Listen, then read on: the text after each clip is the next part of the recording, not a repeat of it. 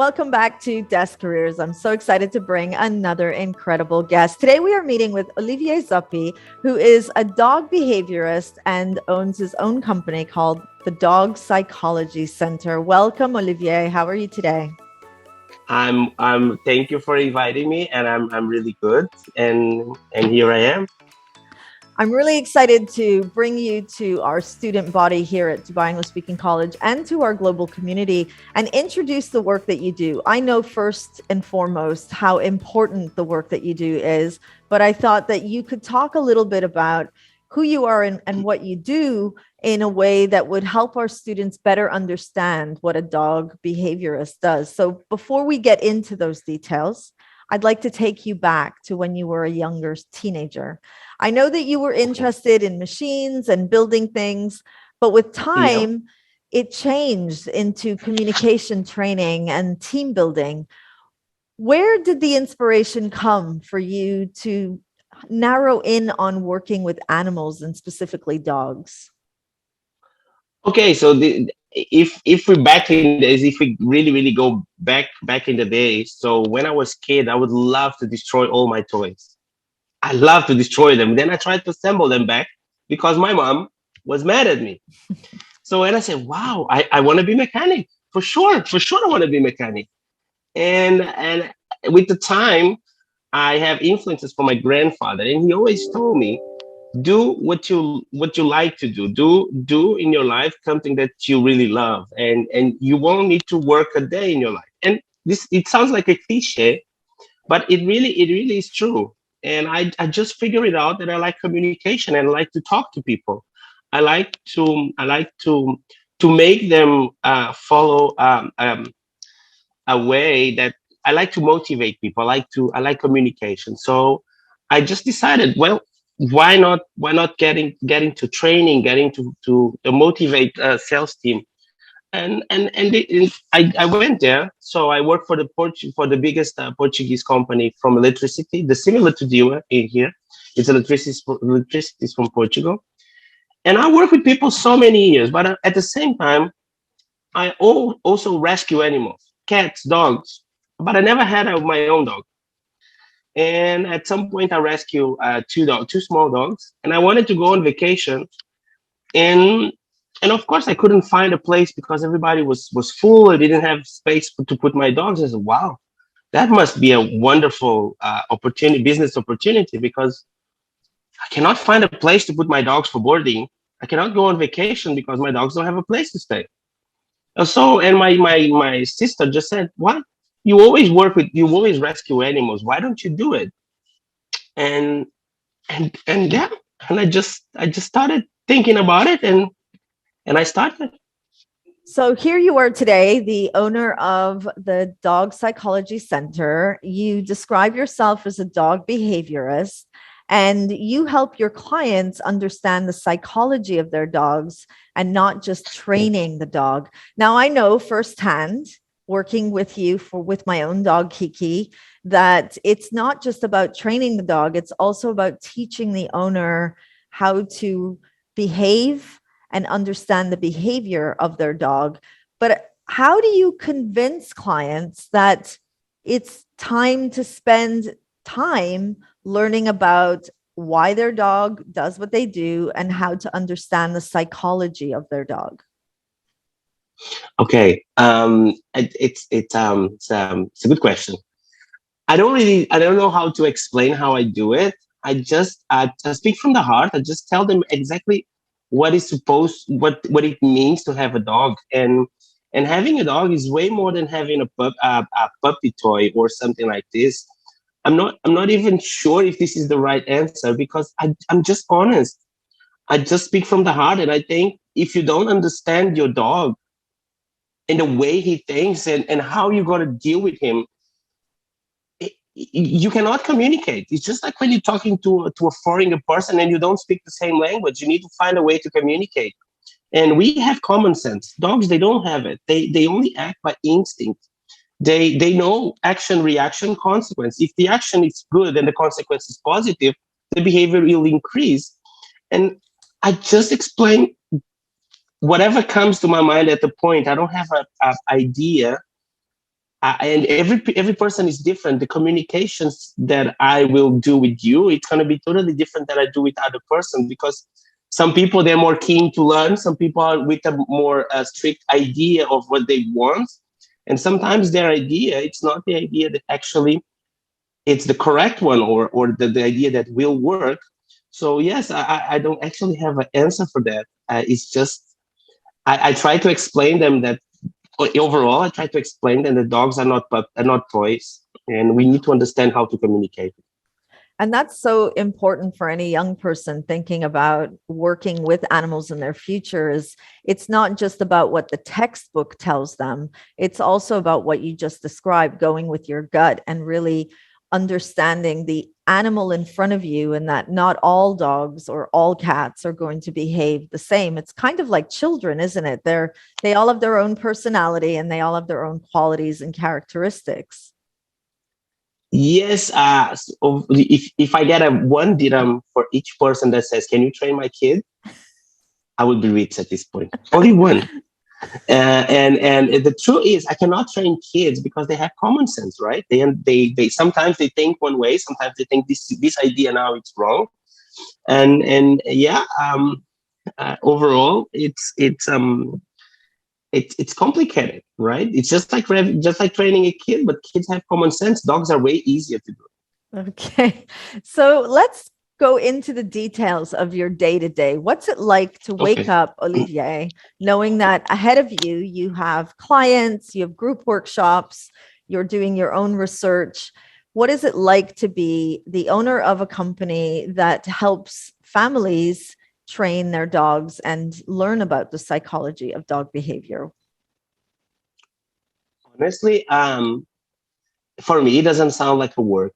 I wake up every day, and my alarm clock just works for a second, and I'm up.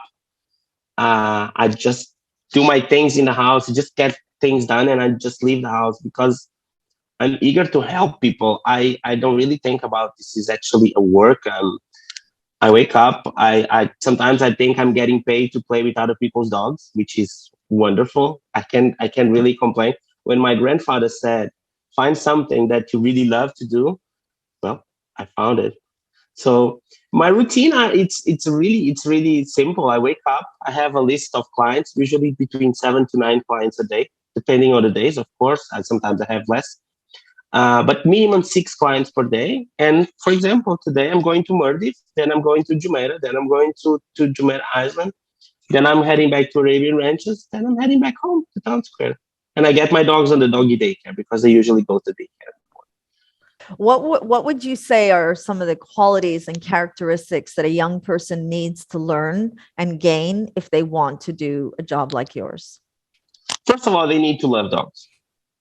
There's no other way to do it because there's so many trainers that do it only for the money.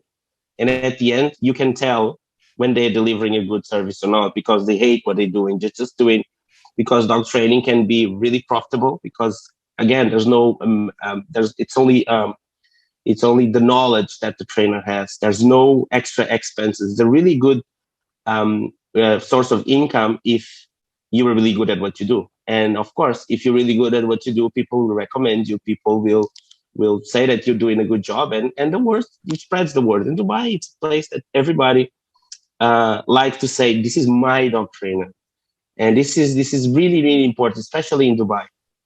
And they must love dogs first of all, and they need to have a lot of patience. And of course, the communication skills with the owner are always important because the way I do things, I don't get things done with the dog specifically. I do things with the dog owner. So you need to have a good level of communication skills to manage some type of miscommunication with some clients. You need to be patient with the client as well, and you try to give your best in terms of communication. Like, again, patience, loving dogs, and good communication skills. And I'm smiling because I'm remembering our first encounter. And what I walked away from that encounter was, you're right, it was bad experiences with previous dog trainers that I had had. And it wasn't that they were good or bad, or that my dog was good or bad. I think it was just that we weren't communicating well. So I think I would also There you include, go.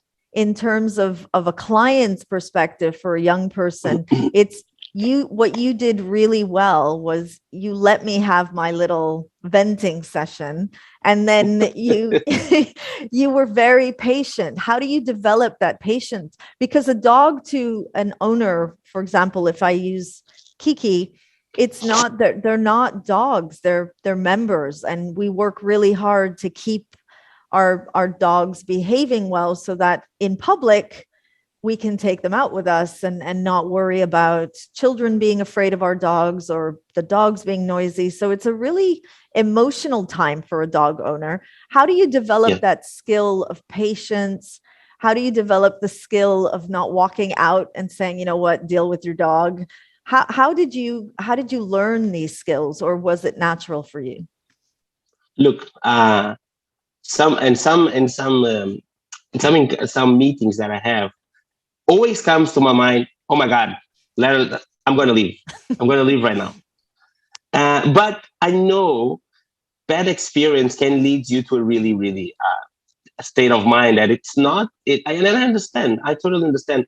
I worked with people for 10 years. I was working with the biggest electricity company. I'm working with salesperson, and every people is different. And along the years, I developed. I'm not. I never do meditation, but all over the years, I just developed some patient skills, which maybe it's not the average. I don't know. Maybe it's all my experience with people, I believe. And also, I rescue dogs in Portugal. So rescue them. It's an act of love, patience, and sometimes I get 2 weeks to get one dog. And this patient, I guess, everything I'm doing so far at this point, it's a result of everything I've lived so far. And this only comes with time. And I know young person that's thinking, oh my God, I'm going to be a dog trainer. It's going to be so wonderful. I'm going to get so much money because it's a really profitable job.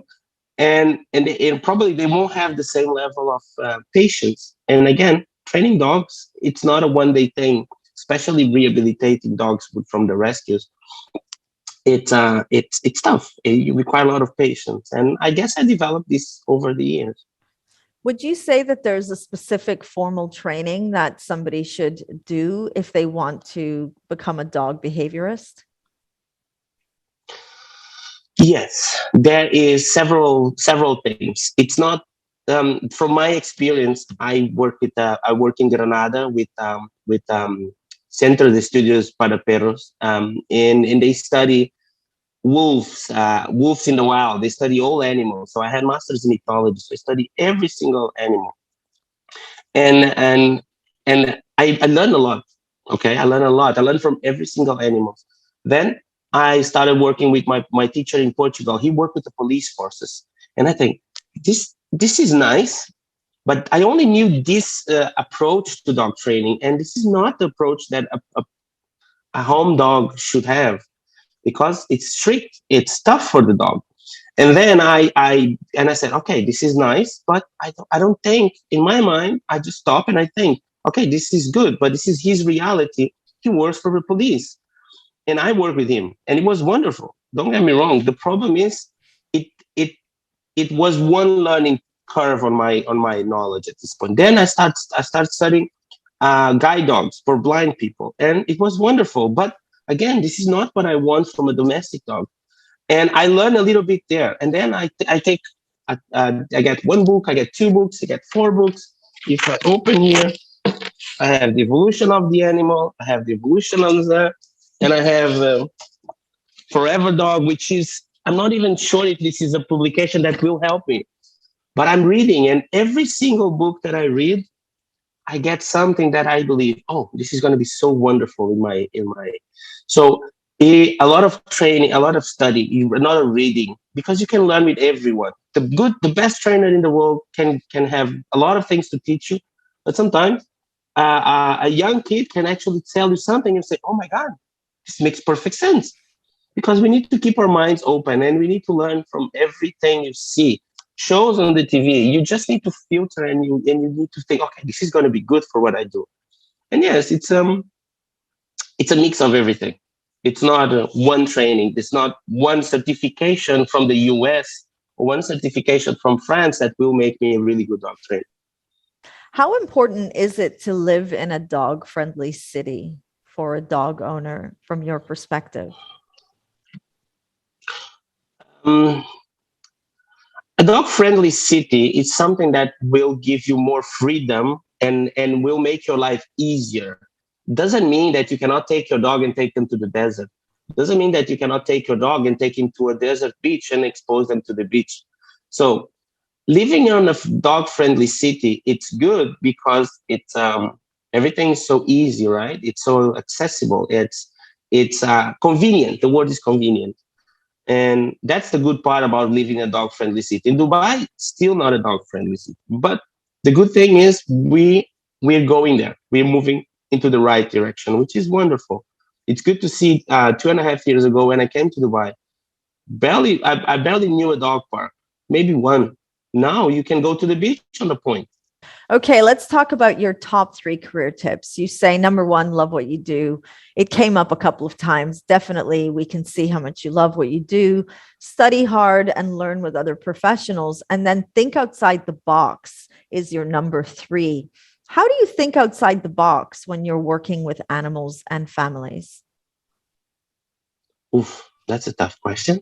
So think outside the box. It's I don't know. I think you just said follow your gut. It's sometimes I find the most crazy things being working with dogs. One day I just got a cloud mask because the dog was misbehaving. I said, put the cloud mask and go for your dog. And the dog was so scared of the cloud mask. And the dog was, every time the dog did something wrong, the kid put the cloud mask and the dog stopped. So thinking outside the box it's I'm not really sure. I just follow your guts. I don't know how to explain, honestly. Follow your gut. I love that. It's instinctual. It sounds to me like it's following your instincts. I'm sure. Yes. You look around and say, I can use this. No. Water bottles. One time I was doing something and the kid just crashed the water bottle, because I love working with the kids on my sessions. I think it's important the kids also listen. Most of the time they won't listen anything, but sometimes something stays inside. And he just crashed the water bottle. And the sound of the water bottle was so overwhelming for the dog that the dog stops doing whatever he was doing at that point. So and again, you just look around and I don't know. I think it's just follow your gut. Yeah.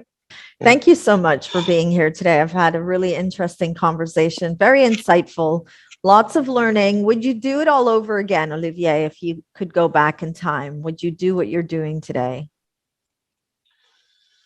Yeah, sometimes people ask me, if you go back in time, would you do anything different? And I said, I don't think I will, because again, if I'm so patient today, it's because I worked with people when I was 19. If my level of communication is so good, it's because I work at a call center when I was 17.